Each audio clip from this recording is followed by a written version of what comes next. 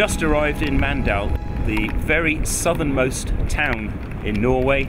First foot on Norwegian soil, and as you can see, it's snowing.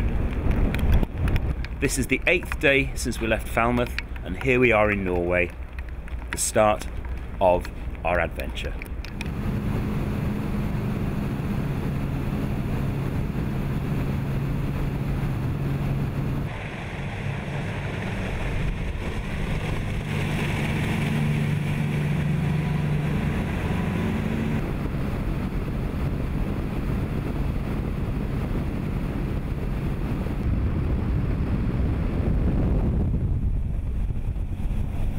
When God created the planet, I think that when he made Norway, he had boat owners in mind.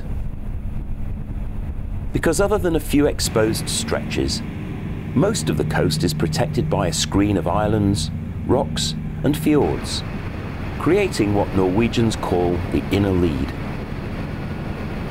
And in these waters, no matter what the outside ocean may be doing, the inner lead provides sheltered, safe and pleasant boating conditions almost all year round.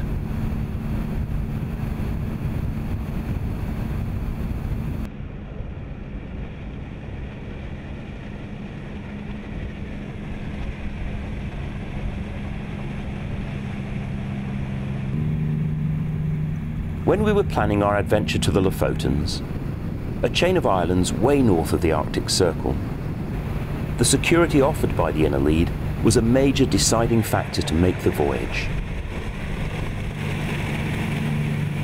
And in our planning, there were certain special places that we wanted to visit.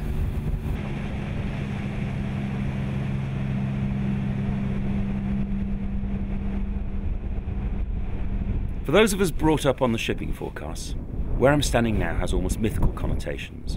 Utsira. We'd hear it every day. North Utsira, South Utsira. Those sea areas off Norway.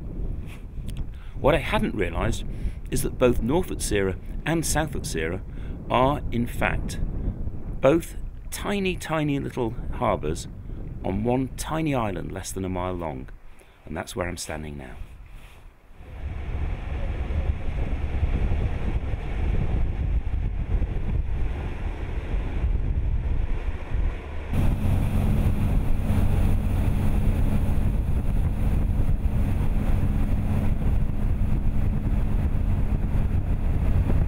Oh, we've just arrived on the island of Silda, and the further north we go, the colder it's getting. You can probably see behind me the snow on the mountains, and you can also see behind me that apart from Sessien in the harbour, there's absolutely no other visiting boats at all. This isn't early season, this is before the season even kicks off. And the further north we go, the crazier I think we are doing this so early in the year. It's late April, but here in Norway, in northern Norway, that still is not boating season. We stopped here tonight. We've been rolling for about 8 hours today, and we've been going through the fjords. Phenomenal. The difference in scenery wherever you go is just, it's mind-blowing, mind-blowing. We've stopped here because it's about 4 o'clock in the afternoon, and ahead of us is a headland called Stat. And Stat is one of the most notorious Norwegian headlands. I was talking to a customs officer in Bergen, which is about 100 miles south of here, and when I said where we were going, first thing he said is, "Oh, you're going round Stat, are you?" It's that sort of place. It gives everyone a feeling of unease.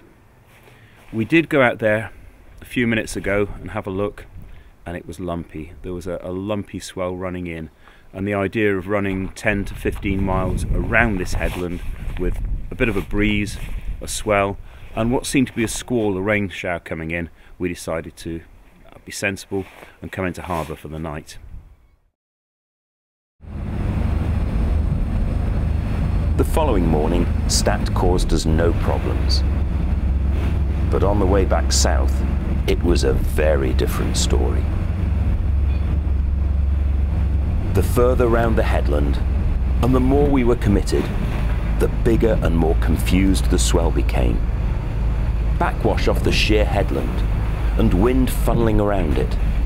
combined with a fast-running tide, creating the most hideous conditions I've ever encountered. On the north side, we'd been sheltered from both sea and wind. The further we crept around, the more we became exposed.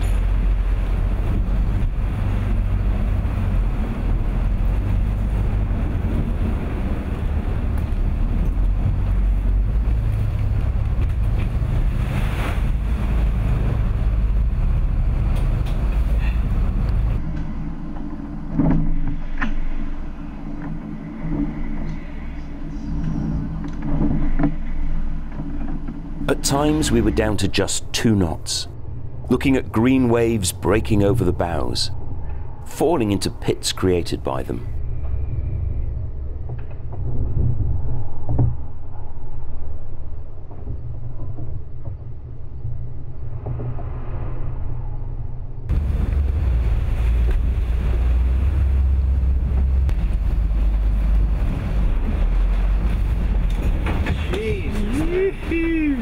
I'm not enjoying this at all. That was a wild one, wasn't it? As I watched a big commercial oil rig supply boat heading towards us, running with the seas, yet still being tossed around, I realized just how small Sessien was to be heading into these seas.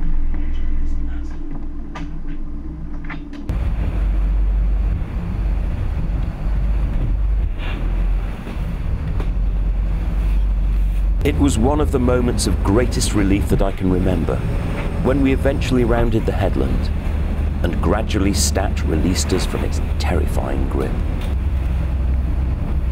But that encounter with Stat was on the way home. Heading north round Stat, the main part of the adventure was still ahead.